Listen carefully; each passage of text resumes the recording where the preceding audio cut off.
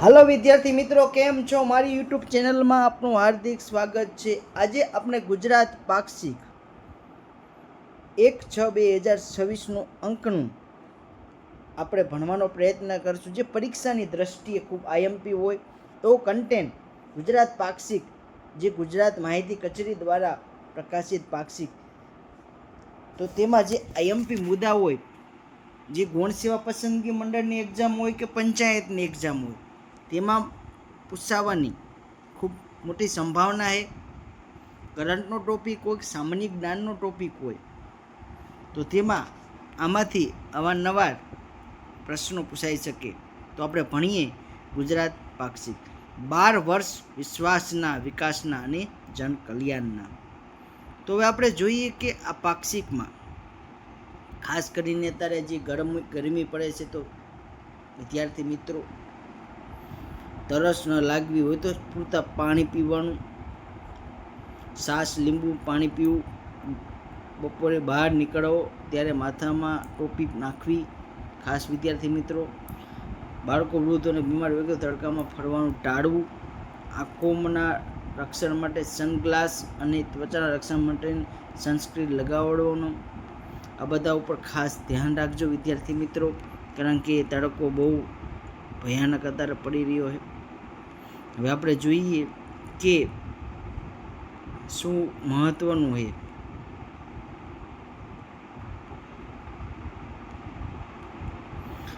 મન કી બાત વડાપ્રધાન મોદી રેડિયોના માધ્યમથી જે મન કી બાતનો જે એમનો કાર્યક્રમ હોય છે, તો એમના શબ્દો બહુ મહત્વના હોય છે, જેમાંથી અવારનવાર પરીક્ષામાં પણ પૂછાઈ શકે એવા શબ્દો હોય છે। જેમ કે થોડા દિવસો પહેલાં ઝારખંડના રાંચીમાં national senior athletic federation competition યોજાઈ હતી વિદ્યાર્થી મિત્રો। ક્યાં? ઝારખંડના રાંચીમાં। તો એમાં દેશમાંથી લગભગ 800 એથ્લેટિકે ભાગ લીધો હતો, બરાબર। તો ખાસ યાદ રાખજો કે જે મોસ્ટ આઈએમપી એના ઉપર મેં અંડરલાઇન કરી છે, પરીક્ષામાં અહીંયાથી અવારનવાર પૂછાઈ શકે, એ જ પરીક્ષાની દ્રષ્ટિએ ખૂબ મહત્ત્વનું છે। તો યાદ રાખજો કે નેશનલ સિનિયર એથ્લેટિક ફેડરેશન કોમ્પિટિશનનું આયોજન ક્યાં થયું હતું? તો ઝારખંડના રાંચીમાં, યાદ રાખજો। તો વિદ્યાર્થી મિત્રો બીજું ચર્ચામાં એ હતું કે બરાબર કેરી, ઉનાળામાં કેરી ચર્ચાનો સામાન્ય વિષય છે, કારણ કે મહારાષ્ટ્ર અને કોકણની આબુસ કેરી વખણાય, ગુજરાતની કેસર કેરી તે આમરસનો આત્મા છે, કાશીની લંગડો કેરીમાં એક વિશેષ ગુણ છે, તે પાક્યા પછી પણ ઘણીવાર લીલી જ રહે છે, બિહારના જરદાલુ વખણાય, જેની સુગંધ દૂરથી ઓળખી શકાય છે। તો આની ચર્ચા નરેન્દ્રભાઈ મોદીએ પોતાની મનની બાતમાં કરી હતી। બીજું કે તાજેતરમાં યુરોપના નેધરલેન્ડની મુલાકાત એ જ્યાં હતા નરેન્દ્રભાઈ મોદી, ત્યારે એક એવી ક્ષણ આવી જેને દરેક ભારતને ગર્વથી ભરી દીધી હતી। નેધરલેન્ડમાં યોજાયેલો એક વિશેષ સમારોહમાં ચોલ કાળના પ્રાચીન તામ્રપત્રો ભારતને પરત કરવામાં આવ્યા હતા। આ કાર્યક્રમમાં નેધરલેન્ડના વડાપ્રધાન પણ હાજર હતા। આ તામ્રપત્રો મુખ્યત્વે રાજા રાજેન્દ્ર ચોલ પ્રથમ સાથે સંબંધિત છે। તેમાં અનાયમંગલમ ગામના બૌદ્ધ મઠના દાનનો ઉલ્લેખ છે। આ તામ્રપત્રો ચોલ વંશની સિદ્ધિઓનું વર્ણન કરે છે। તેઓ દર્શાવે છે કે ચોલ સામ્રાજ્યની દરિયાઈ શક્તિ કેટલી પ્રચંડ હતી। વિદ્યાર્થી મિત્રો ખાસ યાદ રાખજો, કારણ કે કરંટની દ્રષ્ટિએ આ જે ભાગ છે એમાંથી પૂછાવાની ખાસ મહત્વનું છે કે જે નેધરલેન્ડના તામ્રપત્રો જે લાયા નરેન્દ્રભાઈ મોદીને પરત કરવામાં આવ્યા હતા દેશને, ત્યારે કહેવામાં કયા ઇતિહાસમાં તે તામ્રપત્ર કયા શાસન, કયા વંશ સાથે સંકળાયેલા છે, તો પરીક્ષામાં અહીંયા અવારનવાર પ્રશ્ન પૂછાઈ શકે વિદ્યાર્થી મિત્રો। એક ગંગા ડોલ્ફિનનું રેસ્ક્યુ કરવામાં આવ્યું હતું વિદ્યાર્થી મિત્રો, ખાસ એક જે વિવિધતા બચાવી હતી, યાદ રાખજો ઉત્તર પ્રદેશમાં। બહુ એટલું બધું મહત્ત્વનું નથી પરીક્ષાની દ્રષ્ટિએ। હવે આપણે જોઈએ કલ્પનાને સાકાર કરતો પ્રોજેક્ટ કલ્પસર યોજના. તો વિદ્યાર્થી મિત્રો, ગુજરાતની મહત્વાકાંક્ષી કલ્પસર યોજના સાકાર કરવાની દિશામાં મહત્વપૂર્ણ પ્રગતિ થઈને નેધરલેન્ડના પ્રવાસ દરમિયાન વડાપ્રધાન શ્રી નરેન્દ્રભાઈ મોદીએ નેધરલેન્ડના વડાપ્રધાન શ્રી રોબ જેટન, યાદ રાખજો, સાથે નેધરલેન્ડની વિશ્વ પ્રસિદ્ધ ડેમ અપ્સલુઇટડીજકની મુલાકાત લીધી હતી. યાદ રાખજો વિદ્યાર્થી મિત્ર, કયા ડેમની લીધી હતી મુલાકાત? અપ્સલુઇટડીજક. વર્ષ 2004માં તત્કાલીન મુખ્યમંત્રી શ્રી નરેન્દ્રભાઈ મોદીના હસ્તે કલ્પસર યોજનાના રૂપરેખા નિર્ધારિત કરવા માટે ભાવનગર ખાતે દરિયાઈ સર્વેક્ષણનો ઐતિહાસિક પ્રારંભ કરવામાં આવ્યો હતો. વિદ્યાર્થી મિત્રો, કારણ કે ખૂબ મહત્ત્વનું હોય પરીક્ષાની દ્રષ્ટિએ. તો આ લાંબો અનુભવ ધરાવતી વિશ્વવિખ્યાત સંસ્થા રોયલ હાસ્કોનિક કલ્પસર પ્રોજેક્ટ વિગતવાર પ્રોજેક્ટ રિપોર્ટમાં સૌથી મહત્વપૂર્ણ કલ્પજોડ મેથોડોલોજીમાં ખૂબ જ તલસ્પર્શી કાર્ય કર્યું હતું. વિદ્યાર્થી મિત્રો, હવે આપણે જોઈએ કે કલ્પસર યોજના શું છે. આપણે કલ્પસર કરી, પણ કલ્પસર યોજના શું છે જે નરેન્દ્ર મોદીએ 2004માં જે ચાલુ કરી. ખંભાતના અખાતમાં એક વિશાળ ડેમ બાંધીને સમુદ્રને મળતી નદીઓના જળનો ઉપયોગ કરવાની આ યોજના છે કે દરિયામાં એને ભરવા નહીં દેવાનું, નદીને, મીઠા પાણીને એને અટકાવી રાખવાનું. મીઠા પાણીનું એક વિશાળ જળાશય બનાવવામાં આવે, તેમાં ભરતી ઉર્જાનું ઉત્પાદન, સિંચાઈ અને પરિવહન માળખાના સંકલિત વિકાસ પણ સમાવેશ થાય છે. સૌરાષ્ટ્રના 9 જિલ્લામાં 42 તાલુકામાં અંદાજે 10 લાખ હેક્ટર વિસ્તારને સિંચાઈનો લાભ મળે. પાણી રોકાય તેમાંથી ખેડૂતો સિંચાઈ કરીએ કે પાણીમાં. આ યોજનાથી દક્ષિણ ગુજરાત અને સૌરાષ્ટ્ર વચ્ચેનું અંતર 240 કિલોમીટર હતું. વિદ્યાર્થી મિત્રો, તે ઘટીને 60 કિલોમીટર જેટલું થઈ ગયું હતું. 1500 મેગાવોટ પવન ઉર્જા, 1000 મેગાવોટ ઉર્જા જેવા નવીનીકરણ ઉર્જા સ્ત્રોતનું ઉત્પાદન થશે. પ્રવાસન, મત્સ્ય ઉદ્યોગ વિકાસ થશે, પ્રોત્સાહન મળશે. ભરતીથી ઉર્જા ઉત્પાદન, સિંચાઈ અને પરિવહન માળખામાં સંકલિત વિકાસને વેગ મળશે. વિદ્યાર્થી મિત્રો, ખાસ મહત્વનું છે કલ્પસર યોજનામાં મેન્સમાં પ્રશ્ન અહીંથી પૂછાઈ શકે જીપીએસસીમાં કે કલ્પસર યોજના વિશે લખો 5 માર્ક કે 2 માર્કમાં. તમે આ બધા ડિટેલો અંદર લખી શકો, આ મુદ્દા બધા અંદર લખી શકો. લાભ શું થાય, એ શું છે કલ્પસર યોજના, બરોબર. મીઠા પાણીનો સંગ્રહ કરવો, શિપિંગ થાય, પરિવહન જોડાણ વધે, નવીનીકરણ યોજનાનું ઉત્પાદન થાય.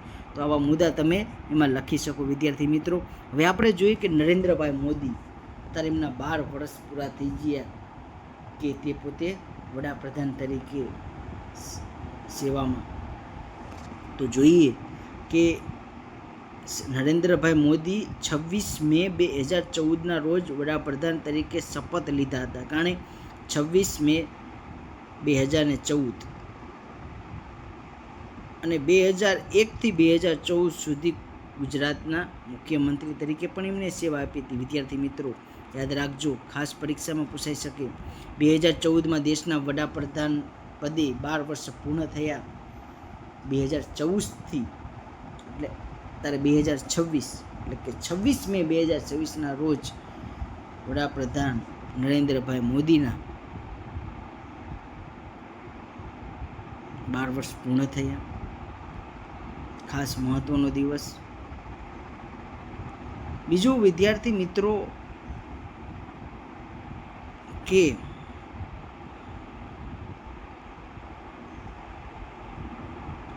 જે મોસ્ટ આઈએમપી નરેન્દ્રભાઈ મોદી જ્યારે ભારતના વડાપ્રધાન બન્યા, ગુજરાતના મુખ્યમંત્રી તરીકે પણ સેવા આપેલી, ત્યારે તેમના કાર્યકાળમાં દેશમાં શું વિકાસ થયો, તેમને કેવા પ્રોજેક્ટો ચાલુ કર્યા, જે પરીક્ષાની દ્રષ્ટિએ ખૂબ આઈએમપી હોય.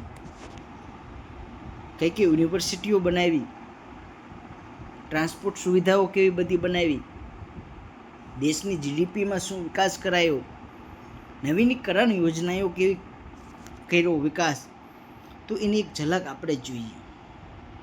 વિદ્યાર્થી મિત્રો, તો જોઈએ કે નરેન્દ્રભાઈ મોદી દેશના વડાપ્રધાન જ્યારે ગુજરાતમાં હતા ત્યારે તેમને સૌથી મોટું સરદાર સરોવર યોજના, statue of unity, gift city, Dholera SIR, ઘણા બધા પ્રોજેક્ટો એમને શરૂઆત કરી. વિદ્યાર્થી મિત્રો 2024થી 2014 જ્યારે વડાપ્રધાન બન્યા, 3 વખત સતત ત્રીજી વખત વડાપ્રધાન કાર્યભાર શરૂઆત કર્યો. વિદ્યાર્થી મિત્રો ખાસ કરીને જોઈએ તો નરેન્દ્રભાઈ મોદીએ સ્માર્ટ સિટી મિશનની શરૂઆત કરી હતી 2015માં. વિદ્યાર્થી મિત્રો તો એ સ્માર્ટ સિટી મિશનમાં ભારત દેશના 100 શહેરો પસંદ કરવામાં આવ્યા હતા. તો વિદ્યાર્થી મિત્રો નરેન્દ્રભાઈ મોદી જૂન 2015માં જે સ્માર્ટ સિટી મિશનની શરૂઆત કરી હતી તેમાં ગુજરાતના કયા કયા જિલ્લાઓનો સમાવેશ કરવામાં આવ્યો હતો? તો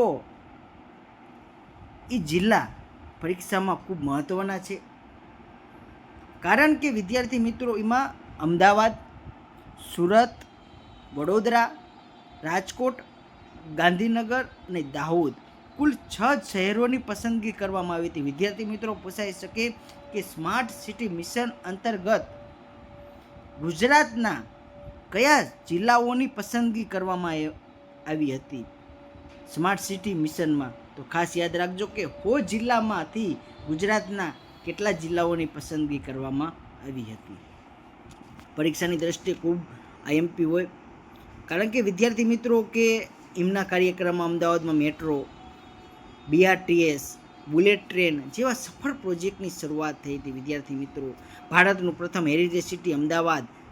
વિદ્યાર્થી મિત્રો મને તમારા કોમેન્ટ બોક્સમાં જણાવવાનું રહેશે કે અમદાવાદને કયા વર્ષમાં હેરિટેજ સિટી તરીકે દરજ્જો આપવામાં આવ્યો હતો. જે વિદ્યાર્થી મિત્રો મારો લેક્ચર જોતા છે ખાસ કરીને કોમેન્ટ બોક્સમાં મને ખાસ જણાવવાનું કે અમદાવાદને કયા વર્ષમાં હેરિટેજ સિટી તરીકે દરજ્જો આપવામાં આવ્યો હતો. અને બીજો પ્રશ્ન પણ પૂછી લો એના ભેગો વિદ્યાર્થી મિત્રો કે ધોળાવીરાને કયા વર્ષમાં હેરિટેજ સાઇટ તરીકે સ્થાન મળ્યું હતું. 2 પ્રશ્નો મને કોમેન્ટ બોક્સમાં જણાવજો વિદ્યાર્થી મિત્રો, કારણ કે અવારનવાર પરીક્ષામાં અહીંયાથી પૂછાઈ શકે છે.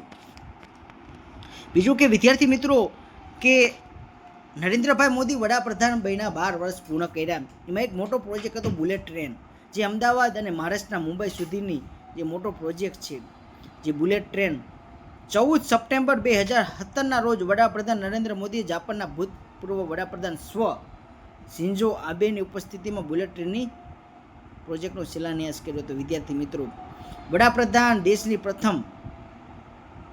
વડોદરામાં દેશની પ્રથમ રેલવે યુનિવર્સિટીની સ્થાપના થઈ. વિદ્યાર્થી મિત્રો યાદ રાખજો કે દેશની પ્રથમ રેલવે યુનિવર્સિટીની સ્થાપના ક્યાં થઈ હતી? તો વડોદરામાં. યાદ રાખજો પરીક્ષાની દ્રષ્ટિએ ખૂબ IMP કે 2018માં દેશને પ્રથમ રેલવે પરિવહન યુનિવર્સિટીની ગુજરાતને ભેટ આપી હતી. વિદ્યાર્થી મિત્રો 5 સપ્ટેમ્બર 2018ના રોજ શિક્ષણ દિન નિમિત્તે વડાપ્રધાન શ્રી નરેન્દ્રભાઈ મોદીની વડોદરા શહેર ખાતે national rail and transport institute ઉદ્ઘાટન કર્યું હતું, જે વડોદરા સ્થિત દેશની પ્રથમ રેલવે પરિવહન યુનિવર્સિટી છે. વિદ્યાર્થી મિત્રો યાદ રાખજો. એના સિવાય સ્ટેચ્યુ ઓફ યુનિટી. વિદ્યાર્થી મિત્રો સરદાર સરોવર બંધના કાંઠે જે સ્ટેચ્યુ ઓફ યુનિવર્સિટી, જે 182 મીટર વિશ્વનું સૌથી ઊંચી સરદાર વલ્લભભાઈ પટેલની જે મૂર્તિ બનાવવામાં આવી, એનું જ નામ છે સ્ટેચ્યુ ઓફ યુનિટી, જે 2018માં ઉદ્ઘાટન કરવામાં આવ્યું હતું કેવડિયા ખાતે. વિદ્યાર્થી મિત્રો ખાસ મોસ્ટ IMP પરીક્ષાની દ્રષ્ટિએ. બીજું કે લોથલ ખાતે નિર્માણાધીન નેશનલ મેરીટાઈમ હેરિટેજ કોમ્પ્લેક્સ. વિદ્યાર્થી મિત્રો નેશનલ મેરીટાઈમ હેરિટેજ કોમ્પ્લેક્સ ક્યાં બનાવવામાં આવ્યું હતું? તો વિદ્યાર્થી મિત્રો જીકેની દ્રષ્ટિએ મોસ્ટ IMP તો યાદ રાખજો કે લોથલ ખાતે, જે નરેન્દ્રભાઈ મોદીએ 2019માં નેશનલ મેરીટાઈમ હેરિટેજ કોમ્પ્લેક્સનો શિલાન્યાસ કર્યો હતો. વિદ્યાર્થી મિત્રો લોથલમાં ખાસ યાદ રાખજો. વિદ્યાર્થી મિત્રો કે ગુજરાતને ફોરેન્સિક સાયન્સ યુનિવર્સિટી, રક્ષા શક્તિ યુનિવર્સિટી રાષ્ટ્રીય દરજ્જો મળ્યો હતો. વિદ્યાર્થી મિત્રો કોના કાર્યક્રમમાં? નરેન્દ્રભાઈ મોદીના કાર્યક્રમમાં. કે ફોરેન્સિક સાયન્સ યુનિવર્સિટી અને રક્ષા શક્તિ યુનિવર્સિટીને રાષ્ટ્રીયનો દરજ્જો મળ્યો હતો. વિદ્યાર્થી મિત્રો ખાસ યાદ રાખજો કે લાઇટ હાઉસ પ્રોજેક્ટ પણ રાજકોટમાં બની રહ્યો છે. વિદ્યાર્થી મિત્રો નરેન્દ્રભાઈ મોદીની ગરીબોને પાકા મકાનો આપવા માટે વડાપ્રધાન શ્રી નરેન્દ્રભાઈ મોદીએ પ્રધાનમંત્રી આવાસ યોજના પણ જાહેર કરી હતી. વિદ્યાર્થી મિત્રો પ્રધાનમંત્રી આવાસ યોજના કોના કાર્યક્રમમાં શરૂઆત થઈ તો વિદ્યાર્થી મિત્રો યાદ રાખજો નરેન્દ્રભાઈ મોદીના કાર્યક્રમમાં પ્રધાનમંત્રી આવાસ યોજનાની શરૂઆત થઈ છે. Global centre for traditional medicine યાદ રાખજો કે global centre for traditional medicine કયા જિલ્લામાં બન્યું તો જામનગરમાં 2022માં વડાપ્રધાન શ્રી નરેન્દ્રભાઈ મોદીના હસ્તે ગુજરાતમાં જામનગરમાં વિશ્વના પ્રથમ ગ્લોબલ સેન્ટર ફોર ટ્રેડિશનલ મેડિસિનની શરૂઆત કરવામાં શિલાન્યાસ કરવામાં આવ્યો હતો. વિદ્યાર્થી મિત્રો ત્યારે મોરિશિયસના વડાપ્રધાન શ્રી પ્રવિદ જુગનાથ અને ભૂના ડાયરેક્ટર જનરલ ડૉક્ટર ટેડ્રોસ ગેબ્રિયસસ વિશેષ અતિથિ તરીકે ઉપસ્થિત રહ્યા હતા. તેનું મહત્ત્વ શું હતું વિદ્યાર્થી મિત્રો કે આયુર્વેદ, યોગ, યુનાની સિદ્ધિ અને હોમિયોપેથી તથા અન્ય વૈશ્વિક પરંપરાગત પદ્ધતિઓ સામેલ કરવામાં આવેલી હતી. વિદ્યાર્થી મિત્રો તારંગાઈ લંબાજી આબુ રોડ રેલવે લાઇન પ્રોજેક્ટની પણ મંજૂરી મળી હતી એમના સમયકાળમાં. યાદ રાખજો ગિફ્ટ સિટીનો વિકાસ થયો હતો. ઇપ્સકા પ્રથમ ઇન્ડિયન ઇન્ટરનેશનલ બુલિયન એક્સચેન્જની પણ ભેટ મળી હતી. ગિફ્ટ સિટીમાં ઇપ્કાનો એક પ્રોજેક્ટ પ્રથમ ઇન્ડિયા ઇન્ટરનેશનલ બુલિયન એક્સચેન્જની પણ ભેટ મળી હતી. વિદ્યાર્થી મિત્રો ખાસ કરીને જે મેં અંડરલાઇન કરી છે વિદ્યાર્થી મિત્રો પીડીએફમાં ત્યાં પરીક્ષાની દ્રષ્ટિએ પૂછવાની ખૂબ મોસ્ટ એમપી તો વિદ્યાર્થી મિત્રો તેના ઉપર ખૂબ ફોકસ કરતા રહેજો. હવે આપણે જોઈએ આગળ વિદ્યાર્થી મિત્રો કે નરેન્દ્રભાઈ મોદીના કાર્યક્રમમાં વંદે ભારત એક્સપ્રેસ ટ્રેનની પણ ભેટ મળી હતી. 2022માં ગુજરાતને પણ પ્રથમ વંદે ભારત ટ્રેનની ભેટ આપવામાં આવી હતી. વિદ્યાર્થી મિત્રો તેમાં જોઈએ તો અમદાવાદથી ઓખા, મુંબઈ સેન્ટ્રલથી ગાંધીનગર, અમદાવાદથી મુંબઈ સેન્ટ્રલ, સાબરમતીથી જોધપુર અને સાબરમતીથી વેરાવળ સુધીની જે વંદે ભારત એક્સપ્રેસ ટ્રેન ગુજરાતને ભેટ મળી હતી. વિદ્યાર્થી મિત્રો નરેન્દ્રભાઈ મોદીના જે વડાપ્રધાનના કાર્યક્રમમાં ભારતમાં G20ની અધ્યક્ષતા પણ મળી હતી. 18 બેઠકોનું પણ આયોજન થયું હતું. વિદ્યાર્થી મિત્રો યાદ રાખજો કે 30 નવેમ્બર 2023 સુધી એક વર્ષ માટે G20ના સભ્ય દેશોની અધ્યક્ષતા પણ પ્રાપ્ત થઈ હતી. યાદ રાખજો ખાસ કરીને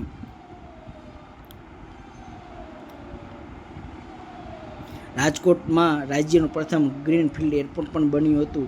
તેનું નામ હતું હિરાસર ગ્રીનફિલ્ડ એરપોર્ટ નામ આપવામાં આવ્યું હતું. PM ગતિશક્તિ પ્રોજેક્ટ સમાવિષ્ટ કરવામાં આવ્યું હતું. વિદ્યાર્થી મિત્રો રાજકોટમાં પ્રથમ ગ્રીનફિલ્ડ એરપોર્ટ.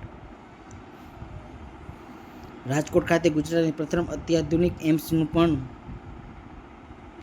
લોકાર્પણ કરવામાં આવ્યું હતું. નવસારીમાં PM મિત્ર પાર્ક બન્યો હતો. વિદ્યાર્થી મિત્રો ટેક્સટાઇલ એટલે કે કાપડની સંબંધિત પાર્ક એટલે કે PM મિત્ર પાર્કની પણ નવસારીમાં ભેટ મળી હતી. ખાસ યાદ રાખજો વડોદરા ખાતે ટાટા ફેસિલિટી C295 એરક્રાફ્ટનું પણ ઉત્પાદન કરવામાં આવ્યું હતું.